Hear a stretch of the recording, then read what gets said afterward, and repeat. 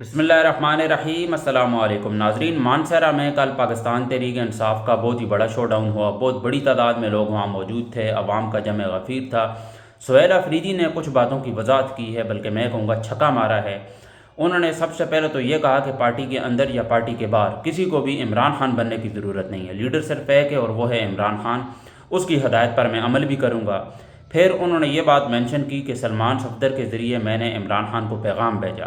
یہ جو لوگ مجھے کرٹیسائز کرتے ہیں کہ آپ یہ نہیں کر رہے، وہ نہیں کر رہے، میں عمران خان کی ہدایت پر عمل کر رہا ہوں۔ سلمان صفدر کے ذریعے انہوں نے عمران خان کو پیغام بھیجا کہ میں بھی تیار ہوں، عوام بھی تیار ہے، اب آپ بتائیں کہ ہم نے کرنا کیا ہے، ڈی چوک جائیں یا پورا پاکستان بند کرنا ہے۔ تو عمران خان نے آگے سے یہ کہا ہے کہ آپ جو اپوزیشن پارٹی ہے، علامہ راجہ ناصر عباس اور محمود خان اچکزئی، ان سے آپ مشورہ لیں۔ پھر ان کی آپس میں میٹنگز ہوئیں اور انہوں نے کہا ہے کہ آپ پہلے صوبے کے معاملات کو دیکھیں، یہ جو احتجاجی صورتحال ہے اس حوالے سے ہم بعد میں بات کریں گے۔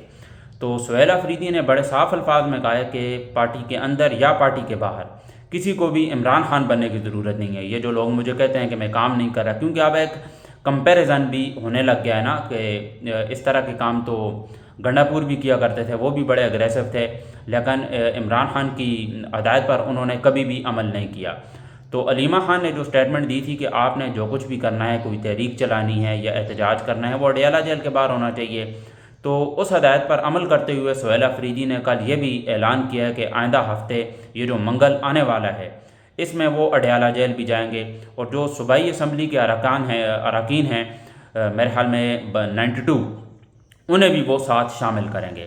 تو یہ آئی تھنک ایک اچھا انیشیٹو ہے سہیل آفریدی کو۔ میں تو یہ کہوں گا کہ ہر ہفتے انہیں اڈیالہ جیل جانا چاہیے، اور جو عمران خان صاحب کی بہنیں ہیں انہیں جوائن کرنا چاہیے۔ تو مانسہرہ کے اندر انہوں نے کچھ بڑا اوپنلی باتیں کی ہیں، اپنے دل کی باتیں کی ہیں، کھل کر بات کی ہے انہوں نے، اور یہ بات انہوں نے کہی ہے کہ عمران خان کی بات بالکل مانی جائے گی، عمران خان جو حکم دیں گے۔ اور ڈی چوک جانا میرے لیے یہ کوئی بڑی ڈیل نہیں ہے، میں بالکل ڈی چوک بھی جاؤں گا، فرنٹ سے لیڈ کروں گا، اور میں ڈرتا ورتا کسی سے بھی نہیں ہوں۔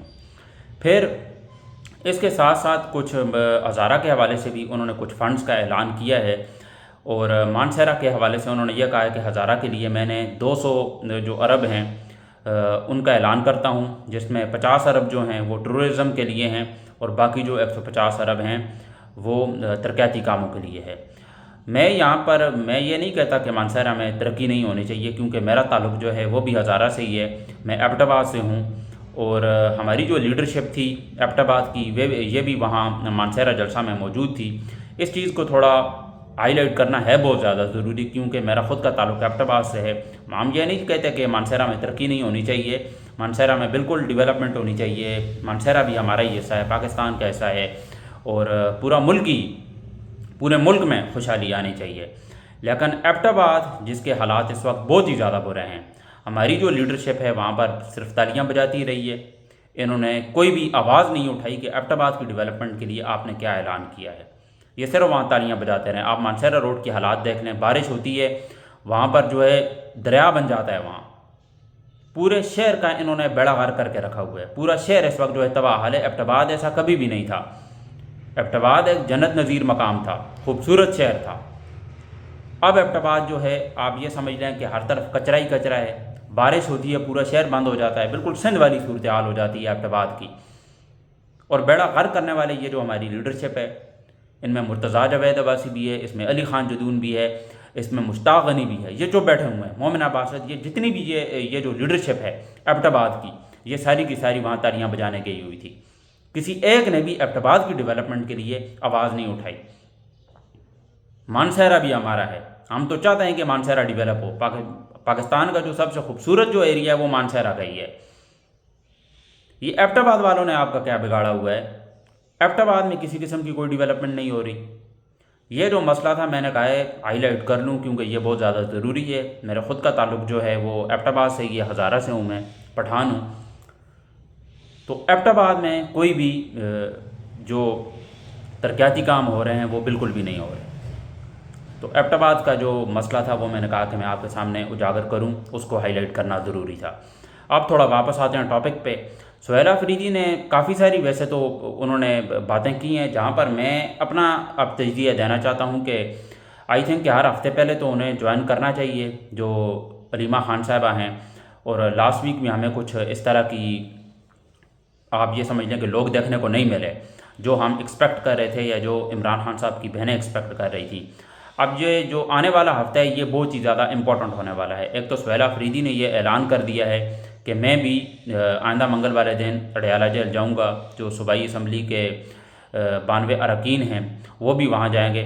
تو آئی تھنک یہ اڈیالہ کا جو پاورفل شو ہوگا یہ دیکھنے لائق ہوگا، اس میں کافی کچھ ہوگا۔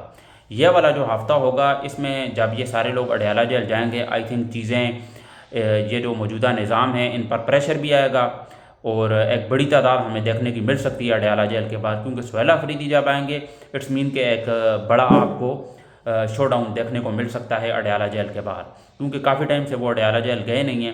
تو علیمہ خان کے کہنے پہ ان کی ہدایت پر عمل کرتے ہوئے اس بار سہیل آفریدی اڈیالہ جیل جائیں گے، اور ہمیں کچھ امپورٹنٹ جو ہیں ہیپننگز نظر ہوتی ہوئی آئیں گی۔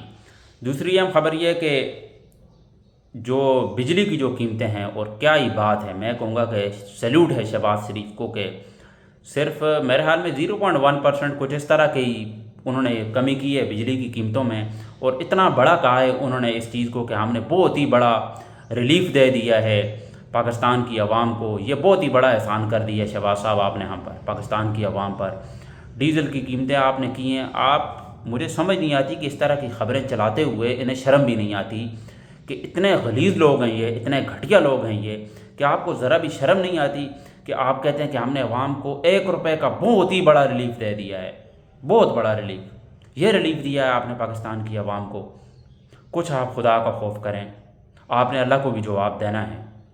یہ خبریں آپ چلائے نہ کریں، اور یہ آپ مجھے سمجھ لیں کہ آپ میرا حوصلہ دیکھ لیں کہ میں نے شہباز شریف کی وہ پوری ویڈیو دیکھ لی، میں تو ویسے دیکھتا ہی نہیں ہوں اس گھٹیا انسان کو، اس غلیظ انسان کو۔ عاصم منیر کو مجھ سے نہیں دیکھا جاتا، شہباز شریف کو مجھ سے نہیں دیکھا جاتا، میں ان کو دیکھنا پسند نہیں کرتا۔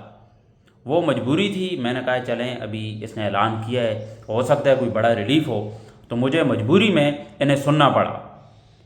تو اس بندے کا آئی کیو لیول کہاں ہے، اس بندے کی مجھے نہیں پتا سینس کہاں ہے، کس طرح کی بھڑنگی یہ باتیں کرتا ہے، نہ کوئی اس کی بات میں لاجک ہوتا ہے، نہ سینس ہوتا ہے، اوپر نیچے سے بس لگا ہوا ہے۔ یہ جوتا پالشیا ہے نا، جوتے پالش کرنا اس کی عادت ہے، اور اس میں یہ لگا ہوا ہے، اور اسے کوئی کام بھی نہیں آتا۔ فیلڈ مارشل کی بات سننی ہے، وہ آگے آگے چلیں گے، یہ اس کے پیچھے پیچھے۔ تو یہ کچھ ڈیولپمنٹس تھیں، میں نے کہا آپ کے سامنے رکھ دوں۔ ایک ولاگ میں انشاءاللہ شام میں بھی کروں گا، اس میں یہ جو پورے دن کی جو ڈیولپمنٹس ہوں گی، پولیٹیکل ہیپننگز ہوں گی، وہ انشاءاللہ ہم اگلے ولاگ میں ڈسکس کریں گے۔ ملتے ہیں آپ سے انشاءاللہ اگلی ولاگ میں، دے دیجیے اجازت، اللہ حافظ۔